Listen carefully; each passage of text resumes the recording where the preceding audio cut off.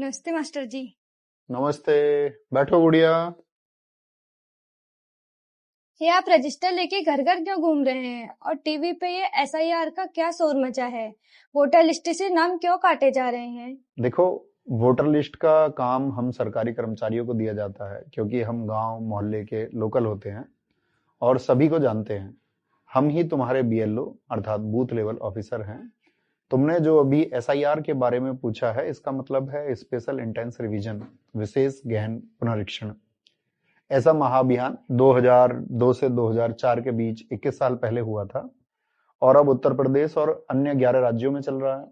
क्योंकि इस एसआईआर अभियान के तहत बीएलओ खुद घर घर जाकर हर एक वोटर की जांच कर रहे हैं कि कौन जिंदा है, कौन मर चुका है और कौन 18 साल का हुआ है, कौन किस पते पर रह रहा है। इस तरह बीएलओ जांच करके वोटर लिस्ट को साफ सुथरा बना रहे हैं। मास्टर जी, अगर ये सफाई है तो लोग इसका विरोध क्यों कर रहे हैं? सुना है बिहार में अभी 65 लाख वोटरों के नाम काट दिए गए और विपक्ष के नेता कह रहे हैं कि चुनाव आयोग और बीएलओ जानबूझकर गरीबों, अल्पसंख्यकों और खास जाति वालों के वोट काट रहे हैं। क्या ये कोई साजिश है? तुम सही कह रही हो गुड़िया बेटा। बिहार में 65 लाख नाम काटे गए हैं, जिनमें ज्यादातर मरे हुए या दूसरे शहरों में शिफ्टेड लोग शामिल है।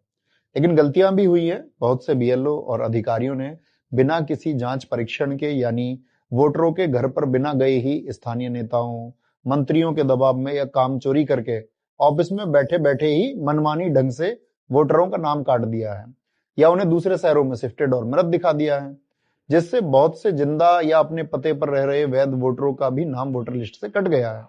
और यह बात न्यूज रिपोर्टरों द्वारा वोटरों से पूछने पर भी पता चली है, जिस वजह से इतना हंगामा और विरोध प्रदर्शन हो रहा है।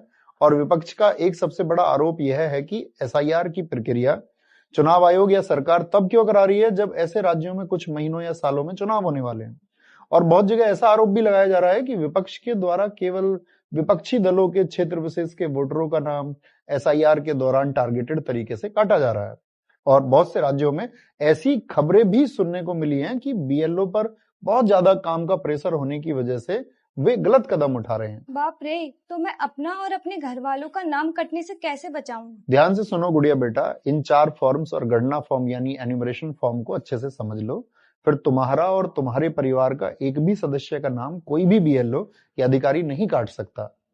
फॉर्म 6, अगर तुम 18 की हो गई हो या जिसका नाम कभी नहीं वोटर लिस्ट में जुड़ा, तो वो फॉर्म 6 भरेगा। फॉर्म 7, दादाजी के गुजरने, पड़ोसी के हमेशा के लिए कहीं और शिफ्ट होने या वोटर आईडी में किसी नाम के डुप्लीकेट